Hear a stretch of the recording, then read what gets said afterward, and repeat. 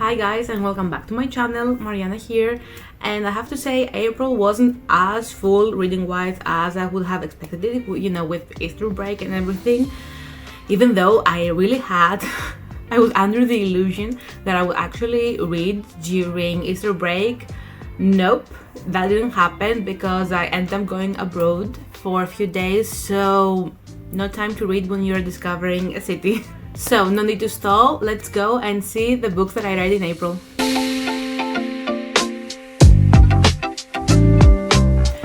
So first things first, I'm starting this with a disclaimer because I actually ended up reading a book that I thought was gonna be in my April TBR, but I read it like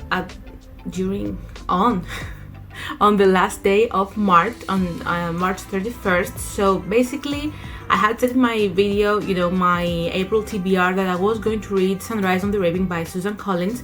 It's the prequel to the Hunger Games books, and I actually did read it, but it was so good that I read it in one day. And I didn't end up including it in my March wrap-up, but I am going to include it in my April wrap-up because I just have to talk about this book. It was a clear 5-star read for me. I have absolutely no words to describe how great it was to be back in the Hunger Game universe, and I had forgotten how cruel that world was. But once I was back and we were back in the games, and we actually see how Haymitch came to be in the games and how he came to win the games and then become mentor in the Hunger Game books, it was just amazing. The trauma was real. I was sobbing by the end of the book. I cannot recommend this enough, especially if you're a Hunger Games fan and if you need some young adult in your life, because lately I've been reading a lot of romance, of course, and romantasy, but I just needed something, I needed to go back to the roots, and young adult never fails to amaze me. The stories and the writing, especially Susan Collins, is doing an amazing job. Every time she's writing a book and I get to experience that world again and be back in that dystopia, I don't know, I just love it. It reminds me of when I was a teenager and I was waiting, to read all those books, Hunger Games and Divergent. Pure goodness. So that was technically my first book that I'm going to include in my April wrap-up. But the first official book that I read in April, and I also did a reading blog for this, I'm gonna link it up here, is Say You'll Remember Me by Abby Jimenez. I don't know, I had different expectations about this book. I didn't read the blurb, I like not reading the blurb when it comes to highly anticipated books. I don't know why. I'm weird like that. But I went in, knowing nothing, and I was so pleasantly surprised. I was laughing out loud at this book and I was hooked. I mean, the first, I think, 5 chapters, I was hooked. I couldn't put my tablet down. So we have Samantha and Xavier, and he's a vet, and she goes into his clinic and has a little cat that has a condition that is really pricey, and she cannot cover the cost, and he is not, he cannot do the procedure, so he redirects her to the vet that can actually do the procedure for the kitten. And she was like, what do you mean you cannot help me? And he was like, the cat will probably, not make it, so don't waste your efforts and money. But spoiler alert, the cat ends up, pulling through, and he even, ends up donating money towards the cause, to save the kitten. So they kind of get to know each other again because he goes with the kitten back to his clinic, and he asked her out, and it was an amazing date. I have to say, the first date is so important, and we don't see that a lot in books. They just go from, we get, the first meeting to we're in love, or he's just like obsessed with her. But now we got to see that first date, and it was so cute, and I was so invested in the relationship. And she goes ahead, and at the end of the date, she drops a huge bomb on him. Spoiler, she's moving across the country, so we get to see how now they get to navigate their relationship, being apart. So I really enjoyed it. I have to say, the thing that made me, rate this 4 out of 5 stars, and it was that it wasn't too spicy, and I was expecting some spice, but we had a lot of you know, romance that was not described behind closed doors. So that was something I did not expect, and I believe one other book that I have read from Abby Jimenez was actually spicy, so I was surprised. I mean, why did that happen?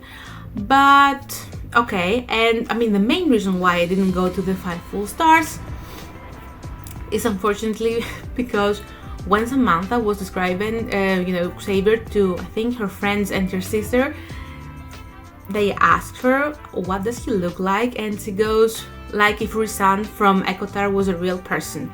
And they mentioned it, if I'm not mistaken, 3 times. That was weird for me. Why would you go around describing your own character as the character from another book? I mean, okay, I had the clear visual when you said Rizan. I got it. But why? It was weird, I was iffy about it, and that's why I deducted the star. So the next book that I read, and I absolutely loved it and I did not expect to love it that much, is Bridesmaids by Chance by Megan Quinn. I was lucky enough to get an advanced reader copy, an ebook for this one, and I was really excited to read it ahead of time. It was so sweet and so cute. We have Hudson and we have Sloan. She works for him as a favor to her brother. I mean, her boss Hudson and her brother are friends, and the brother is also married to Hudson's sister, so they're basically all big family. So he offers her a job, for her to learn how to be in the corporate world. And we have an age gap there, I think about 12 years if I'm not mistaken, correct me if I'm wrong. And it was just so cute because they now have to be married. We have a marriage of convenience here, and she has to save the house that she grew up in, and he agrees to lend her the money if they pretend that they're married. I mean, they actually get married, but it's only on paper, and he doesn't want to act on it. But she's like, do I like Hudson? And yes, spoiler alert, she does. So it was really cute seeing them navigate that secret marriage stuff because her brother doesn't know. It was really fun. I was laughing out loud when I was reading it, so I had fun, and I highly recommend it. I don't know, Megan Quinn just knows how to write really cute rom-coms, and they were spicy as well. I have to say, I was surprised at the spice in this one because it got out of my personal comfort zone. I was like, what did just happen with those two? But okay, it wasn't that extreme now that I'm thinking about it, but at the time that I was reading it, I was like, okay, I did not expect them to do that. But yes, I'm gonna have to say that it was a 4-star read for me, and I think spice wise I'm gonna go to like 4.5, okay, no, maybe 4 out of 5 is a good spicy rating. And for my final read in April, we have Cast by Jessica Peterson. I'm officially in my cowboy era because Yellowstone and 1883 and 1923, I don't know what it is. I mean, I'm deep into the Yellowstone vibes, I guess.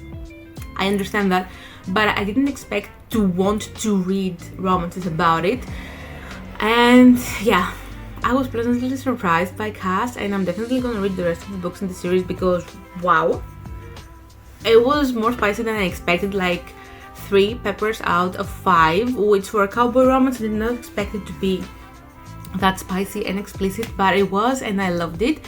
So basically, for the plot, we have Molly and we have Cash, and they're just so cute together.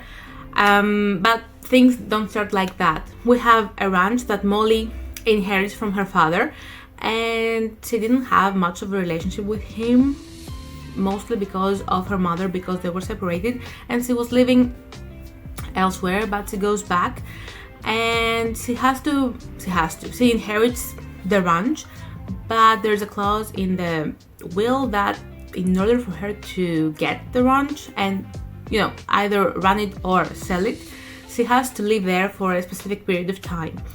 And the head cowboy there is Cass, and of course they're butting heads right from the start because he thinks that she's spoiled and she has that accompanied with the cowboy boots. So it's all very superficial for him. He just sees an image, and he has a full profile for her, but it's not true because she actually ends up you know, living at the ranch, and they start developing feelings for each other, which I found was so cute. And they go from enemies to getting to know each other, and I think gradually as the days passed, they came to understand that they all wanted the same thing for the ranch, you know, to move on, continue its business. And I just loved it so much because they came together, and he was so possessive of her, but in the best kind of way possible. And he has that mustache, which I personally, I mean, in real life I will be like, what? He has a mustache? Why?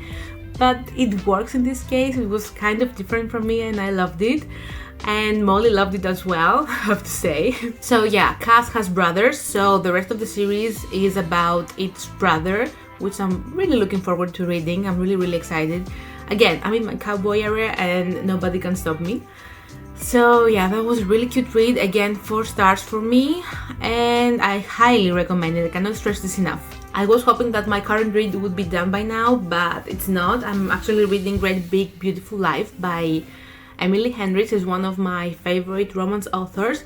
I have to say it's a big book, and I was expecting to be done with it, you know, by today basically, but that didn't happen. And also yesterday King of Envy came out, which is one of my most anticipated releases for this part of 2025, so you can understand I'm torn because I'm about 20 chapters in on Great Big Beautiful Life, and I just started reading King of Envy. I'm 2 chapters in, so I don't know, my mind says, you know, finish Great Big Beautiful Life and then move on to King of Envy, and it will be your first read, you know, for May. But I'm just trying to fit them both in, and basically I don't think that I will be able to finish any of them today.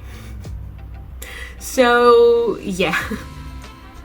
So I have 2 current reads, and none of them is gonna be in my April wrap-up basically.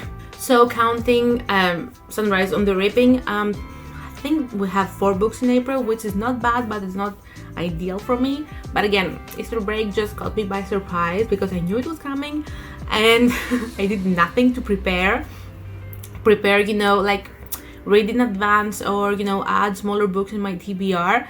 This is gonna be hard for my reading goal of 100 books in 2025, but I hope that I'll be able to recuperate during the summer months. So we'll see. So that was my April wrap-up for today. Thank you so much for watching. Let me know which books you read in April and which was your favorite. I'm always looking, you know, for books to add it to my TBR. I know it's an inside joke, you know, with me and my book friends, like, why are you looking for more books to add to your TBR? It's already like enormous. New books are coming out every week, okay? I cannot help it. You know, the world keeps moving and evolving and coming up with new books. Who am I to say that I won't add anything else to my TBR? I mean, it will be a lie, right? Again, thank you so much for watching. If you like this video, like, subscribe, and hit the notification bell so you do not miss another video from me. In the meantime, keep reading and stay passionate. Bye!